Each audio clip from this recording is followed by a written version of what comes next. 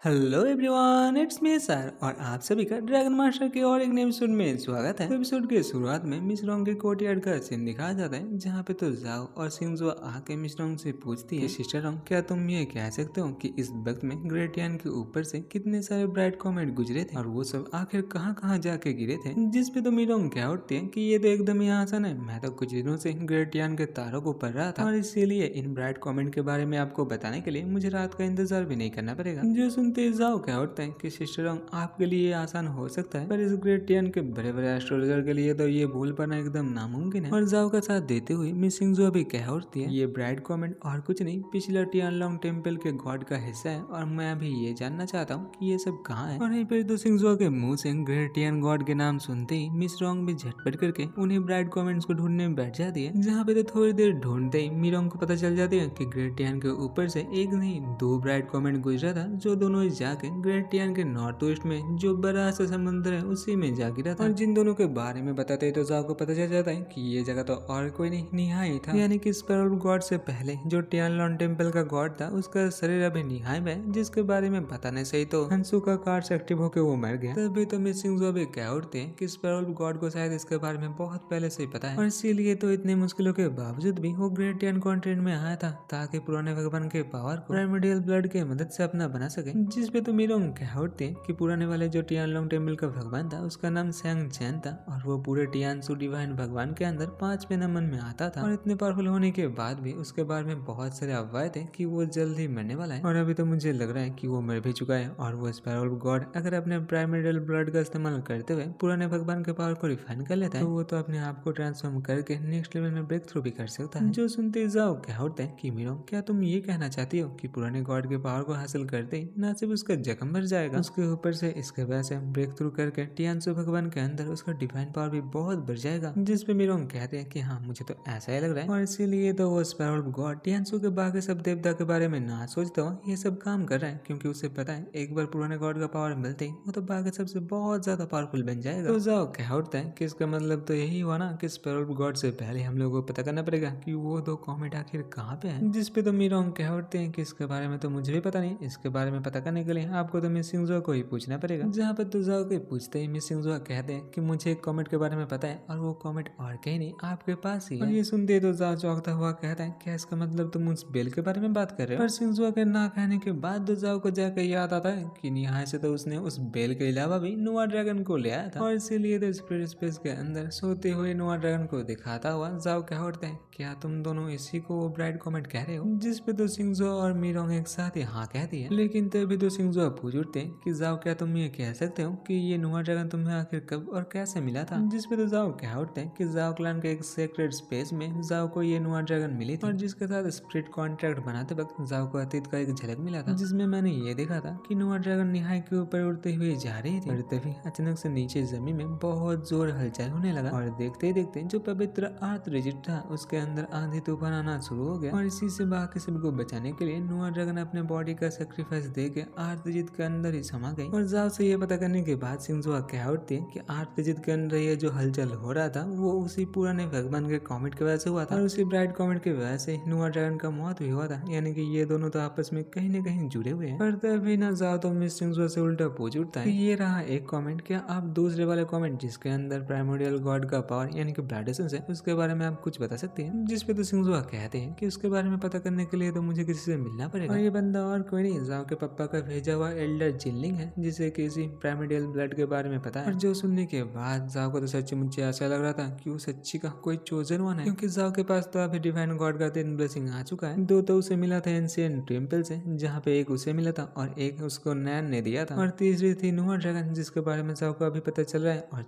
चौथा जो भी मिलने वाला है वो तो उसके जाओ क्लैन से ही जुड़ा हुआ है। और इसी के साथ एल्डरलिन के कोर्टयार्ड का सीन दिखाया जाता है, जहाँ पे तो जाओ का आता हुआ देखते एल्डरलिन कह उठता है, यंग मास्टर क्या हुआ, इतने रात के आप यहाँ पे आ रहे हैं, क्या कोई जरूरी बात है। जिसपे जाओ कह उठते हैं कि हाँ एल्डर बात तो जरूरी है, आप क्वीन सिटी से हो ना, क्या आपको निहाई का अतीत के बारे में कुछ पता है। तो एल्डर कह उठते हैं कि मेरे बचपन तो क्वीन सिटी में ही गुजरे है, उसके बाद जाके मैं जाओ क्लैन का हिस्सा बना था। आप पूछिए ना क्या पूछना है। जो सुनते तो जाओ पूछ लेते हैं कि एल्डर साहब क्या आपने निहाई से कभी किसी ब्लड एसेंस से भरे हुए ट्रेजर के बारे में सुना है। जिस पे एल्डर कह उठते हैं कि क्वीन सिटी के जाओ क्लैन के इनर कोर्टयार्ड में मैं जब काम करता था तब मैंने एक ब्लड एसेंस के बारे में सुना था, लेकिन ये कोई ट्रेजर है, तब मुझे इसके बारे में कुछ पता नहीं था। तो जाओ तो मुंह फुलाता हुआ कहता है कितना घुमा फिरा के बात करने का क्या जरूरत है, मुझे इसके बारे में जानना है, चलिए झटपट करके बता भी दीजिए। और आखिरकार एल्डरलिन कह देता है कि ये एक जेड ब्लड एसेंस था और जिसे और किसी ने नहीं हमारे जाओ क्लैन ने लिया था। और ये बात पता चलते ही जाओ तो मानो छठे आसमान से नीचे गिरता है। ये तो वैसा ही बात हो गया ना कि बगल में छोरा और पूरे गाँव में ढिंडोरा। दूसरी ओर तो जाओ को ऐसे चौंकता हुआ देख के एल्डरलिन तो खड़ा होता हुआ कहता है, यंग मास्टर जाओ, क्या सच्ची में आपको इसके बारे में कुछ पता नहीं था? हमारे जाओ क्लैन का सबसे पावरफुल तलवार तो इसी ब्लड एसेंस से बना हुआ है। जिसपे तो जाओ कह उठता है कि क्या ऐसा भी कुछ चीज है, इसके बारे में तो मुझे पता ही नहीं। तो एल्डरलिन कह उठता है कि ये जेड एसेंस मिलने के बाद क्लैन लीडर ने दुनिया के सबसे पावरफुल मटेरियल को एक साथ मिला के एक बहुत ही पावरफुल तलवार बनाया था। और इसी तलवार के दम पे तो हमारा जाओ क्लैन पूरे टियान कॉन्टिनेंट के 6 बड़े क्लैन के अंदर आते हैं। जो सब कुछ पता करने के बाद तो जाओ ये सोच रहा था कि मैं जाओ क्लैन का यंग मास्टर, मुझे तो इसके बारे में कुछ पता ही नहीं। जाओ क्लैन का लीडर यानी कि मेरा पप्पा यानी कि जाओ टियानगुआन, इसके बारे में तो मुझसे कोई बात ही नहीं करता। और रही बात उस तलवार का, वो तो हमारे जाओ क्लैन का यालूम होगा, क्योंकि ये जो पुराना टियानलोंग गॉड के ब्लड एसेंस से बना हुआ है। और अगर मैं मोहन को ये डिवाइन तलवार डिवाउर करने देता हूँ तो क्या पता मोहन का स्पिरिट भी डिवाइन हो सकता है। और उसके ऊपर से अभी तो उस तलवार के पीछे स्पैरो गॉड भी लग चुका होगा, और इसीलिए तो उस तलवार का जाओ क्लैन से तो मेरे पास ही रहना अच्छा होगा। दूसरी ओर तो सिंजुआ कह उठते हैं कि यंग मास्टर जाओ, देख कर तो ऐसे लग रहा है कि स्पैरो गॉड के साथ दुश्मनी तो आपकी किस्मत में लिखा हुआ है, क्योंकि अतीत में स्प्रिट माउंटेन में उसके साथ आपका मुलाकात होता या ना होता, पर जाओ क्लैन में ये जो तलवार है इसके लिए तो उसे आपके साथ लड़ना ही पड़ता। जिसपे तो जाओ कह उठता है कि बर्बाद करने के लिए वक्त नहीं है, चलो झटपट करके जाके स्पैरो गॉड से पहले हम लोग जाओ क्लैन से उसे ले लेते हैं। पर तभी ना एल्डरलिन तो जाओ को रुकाता हुआ कहता है कि यंग मास्टर जाओ, आप कहाँ को चले, अभी आपका जाना अच्छा नहीं होगा। क्या हो आप गए और आपके जाते ही और कोई आके एंसेस्ट्रल ड्रैगन लैंड को अपने कब्जे में कर ले। और रही बात उस तलवार का, तो आपका पप्पा तो उसे अच्छे से रक्षा करेगा, और अगर कुछ हो भी जाता है तो आपके पप्पा के पास और भी 2-4 प्लान मौजूद है। लेकिन एल्डरलिन को अपने आप को ऐसे रुकता हुआ देख के तो जाओ क्या उठता है कि एल्डरलिन सच्ची बताइए, क्या मेरा पप्पा टियानगुआन ने आपसे कुछ कहा है? जिसपे तो एल्डरलिन कह उठता है कि यंग मास्टर, क्लैन लीडर का सोच हमसे बहुत ज्यादा ऊपर है, और अगर क्लैन लीडर चाहते हैं कि आप कैपिटल या फिर जाओ क्लैन में ना रहे तो ये आपके भलाई के लिए है। जो सुनते ही तो जाओ समझ जाता है कि जाओ क्लैन अभी जिसका सामना कर रहे हैं वो कुछ ज्यादा ही खतरनाक है। और इसी के साथ जाओ तो एल्डरलिन से ये कह के यहाँ से निकल जाता है कि एल्डरलिन, मैंने आपसे कुछ भी पूछा था इसके बारे में भूल जाइए, वैसे भी ये भूल जाना ही अच्छा है। पर बाहर आते ही तो जाओ कह उठता है कि मैं जाओ क्लैन और कैपिटल दोनों जगह जाकर देखना चाहता हूँ कि आखिर वहाँ पे क्या हो रहा है, तो तुम दोनों ही मेरे साथ चलो। और रही बात एंसेस्ट्रल सिटी का, तो उसे संभाल लेगी। लेकिन तभी तो जाओ को याद आता है कि सिटी के बाहर ही तो वो नाइट लेडी इंतजार कर रही है, अगर अब भी बाहर गया ना तो जाओ का तो बचना नामुमकिन हो जाएगा। तभी तो सिंगजो एक पोर्टल को दिखाते हुए कहती है कि यंग मास्टर, इस डार्क पोर्टल्स को देखिए, इससे हम लोग आसानी से कैपिटल तक जा सकते हैं। और इसी के साथ नेक्स्ट दिन जाओ क्लैन के इनर कोर्टयार्ड का सीन दिखाया जाता है, जहाँ पे आते ही जाओ सिंगजो और मिस रोंग से कहता है कि तुम दोनों थोड़ी देर साइड हॉल में जाके रेस्ट करो, तब तक मैं अपने पप्पा यानी कि जाओ टियानगुआन से बात करके आता हूँ। जहाँ पे तो अपने पप्पा के हॉल के सामने जाके पप्पा के सेक्रेटरी से जाओ जब पूछते हैं कि उसका पप्पा कहाँ है, तब तो बेचारे सेक्रेटरी ये देख के चौंक जाती है कि जाओ तो एंसेस्ट्रल ड्रैगन लैंड में था, तो अचानक से यहाँ पे कैसे टपक पड़ा। जाओ तो उसे इग्नोर करता हुआ सीधा क्लैन लीडर के घर में घुस जाता है, जहाँ पे तो जाओ को देखते ही जाओ का पप्पा यानी कि टियांगवांग कह उठते हैं कि आखिर तुम कौन से किस्म का भूत हो, तुम्हें क्या लगा था कि तुम मेरे बेटे के रूप में आओगे तो मैं क्या पहचान नहीं पाऊंगा। जिसपे तो जाओ गुस्से के साथ अपने पप्पा के सिर में टपली बजाता हुआ कहता है कि पप्पा जी, मेरे पास ना आपके जैसा बर्बाद करने का वक्त नहीं है, मैं यहाँ पे खामसा है। तो ज्यादा ना बकते हुए आप मुझे ये तो बताइए कि ब्लड एसेंस से भरा हुआ उस जेड शॉट को क्या आपने बनाया है? तो टियांगवान कह उठते हैं कि सबको ये ऐसा लगता है कि उस तलवार को तुम्हारे दादाजी ने बनाया, पर किसी को ये पता नहीं कि उसे बनाने वाला तो मैं, और पूरी जिंदगी में बनाया हुआ मेरा तीसरा बेस्ट तलवार था वो, और जो सेकंड बेस्ट यानी कि सिल्वर रिवर शॉट था वो तो अभी तुम्हारे मम्मी के पास है। जाओ तो यहाँ पे कह उठते हैं कि पप्पा जी, मैं यहाँ पे आपके पास्ट के बारे में सुनने नहीं आया, कि आपको ये पता भी है वो तलवार अगर स्पैरो गॉड के हाथ तो लग गया ना तो उसका ना सिर्फ डिवाइन पावर वापस आ जाएगा, वो इतना पावरफुल बन जाएगा कि उसके वजह से ना हमारे जाओ क्लैन के ऊपर ना बहुत मुश्किल आ जाएगा। जिसपे तो टियांगवान जाओ को पकड़ता हुआ कहता है कि अपने पप्पा के सामने इतना नखरे क्यों दिखा रहे हो, बस सीधा सीधा ये कह दो ना कि तुम्हें ये तलवार चाहिए। वैसे भी क्या मैंने तुम्हें किसी चीज के लिए कभी मना किया भी है। और इसी के साथ जाओ क्लैन के फोर्जिंग हॉल का सीन दिखाया जाता है, जहाँ पे आते ही तो जाओ आसपास देखता हुआ कहता है पप्पा जी, आप ये मत कहना कितने पावरफुल एक तलवार को आपने यहाँ पे रखा है। पर पप्पा जी तो जाओ को इग्नोर करता हुआ जो फोर्जिंग हॉल था उसी के एक जगह को प्रेस करके एक खुफिया दरवाजा खोल लेता है, जो कि नीचे जमीन के अंदर जा रहा था। जहाँ पे ले जाता हुआ जाओ से वो कहता है कि तुम्हें क्या लगता है बच्चे